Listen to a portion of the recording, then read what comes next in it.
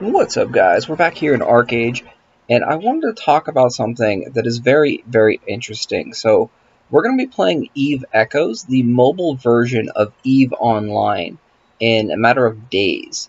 So, I've been looking into EVE. I haven't personally played EVE ever, so this is going to be the first experience that we have in EVE. Doing a brief history of it, it started out in 2003, according to the wiki, and the player base steadily grew over time for about 11 years or so, hitting at about a 500,000 subscriber peak. Pretty impressive. One thing that I really want to talk about and what this video is all about is EVE's business model and why a lot of people don't consider it pay to win. It's very interesting. Archeage originally launched with a very similar business model to EVE, in the fact that they had an item called Apex, which you could buy for real money and then turn it into credits. EVE has that same system. It's called plex, and you can buy it with real money, and then you turn it into their in-game currency, which is called ISK. So what's the big difference? Why is Archeage inherently pay to win with this Apex item, and EVE Online widely considered a fair game and not pay to win?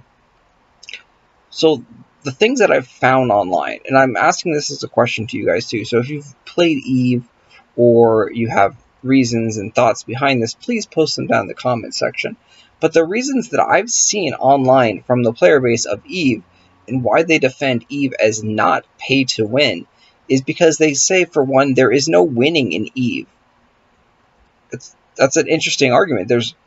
You can't win in EVE. Well, you fight other people's ships and blow other people's ships up. It seems like there's a winner and a loser in every fight. So that argument just doesn't really make sense to me. It does sound like there is winning, and if you have a group battle or a big war with guilds on guilds, someone's going to lose a lot of ships. Someone's going to lose a lot of stuff. So there's a winner and a loser. I guess what they mean by this no winning in EVE is there's no solid end game where you go kill this raid boss type thing and he gives the best gear. It's a very interesting argument, but that's one of the biggest arguments that I see around with EVE, is saying that there's no winning. The other argument that I see with EVE is that it's pay to progress faster, which, scratch your head, isn't that kind of what pay to win is? Pay to progress faster. Okay. And then there's another argument that I see from EVE, is that even if you buy the best ship, it doesn't necessarily mean you have the skill to pilot it, and that you could lose that ship very easily. This is a very interesting, and I think the only real argument they have to the game not being pay to win. So you could buy a ship, we'll say a ship is 100 million gold, because I'm not familiar with the ISK and all the prices, so we'll just say 100 million gold versus a 1 million gold ship. If the 1 million gold ship player can successfully defeat this 100 million gold ship that someone spent, say, $1,000 on, and blow that ship up, they're going to end up taking some of the ship's parts and looting the ship and gaining a lot of money, a lot of gold, and they're going to progress. And it's going to be mainly based on player skill, from what I understand with EVE. Yes, the ship should be theoretically stronger, should have better parts, better materials, and things like that. But I guess there's a lot of player skill in actual combat, and that right there is a big thing. There was a story posted online that I read that a lot of the non-pay-to-win players cite the story of someone beating, like a $100 million ship versus like a $20,000 ship. And it was like, oh, how did this happen? What happened? Show us your combat log. And so they got the combat log from the guy, and it's like, hey, I didn't even realize I beat this really expensive ship. I didn't know this guy was a freaking baller and paid a ton of money. But, I mean, I just fought him, and he sucked, and I killed him, and that was the gist of the story. It's like, So this argument here that it's not pay to win because of the skill factor is quite interesting. And it makes sense that if you can defeat anybody in game, regardless of your ship's power level, or in Archeage's case, that would be like weapon level. If you could go up and fight someone in a green weapon, and they're in Mythic, and you could beat them, like, that would be like, whoa, okay, I beat you because of my player skill. And then now not only do you beat them, but you take some of their gear, or some of their money, for example, and they lose their stuff.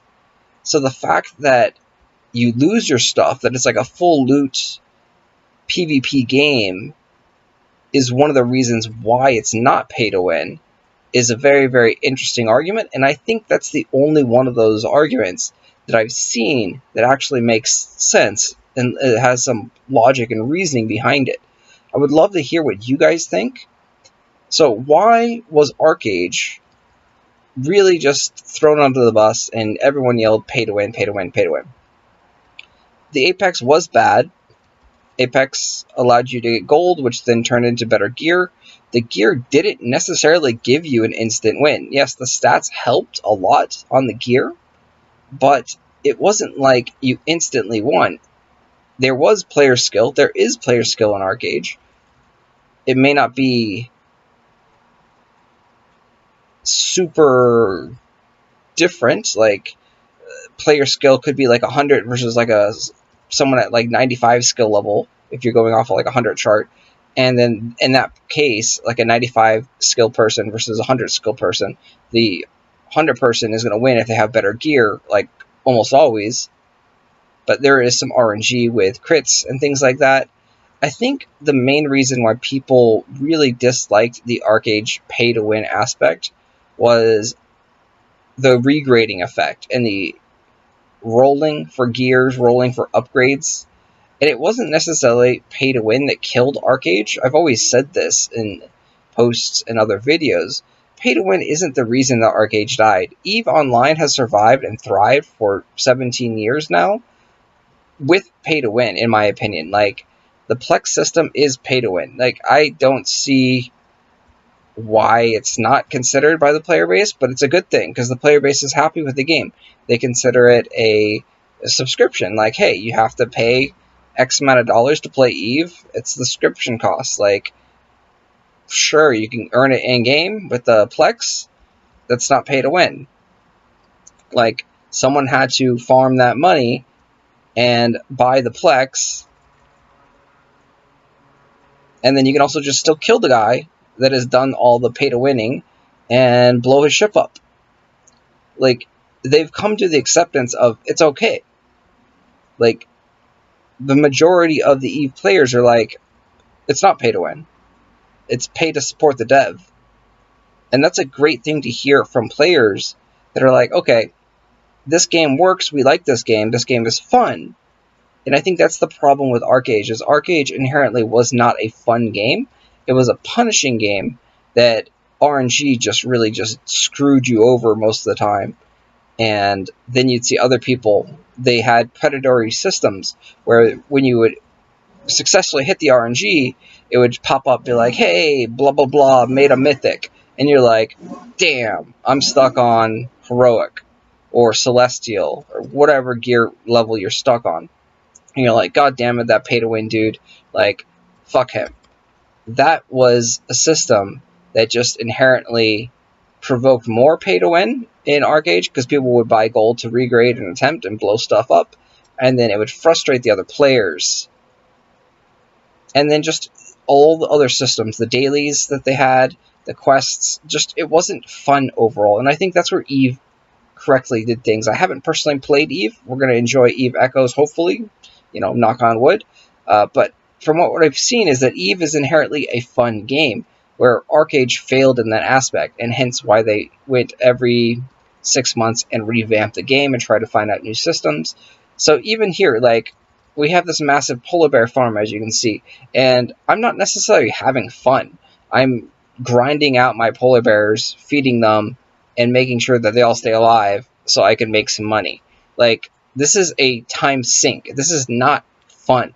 Like, I don't know anyone who would be like, yeah, it's fun feeding my 400 polar bears combined feed and doing nothing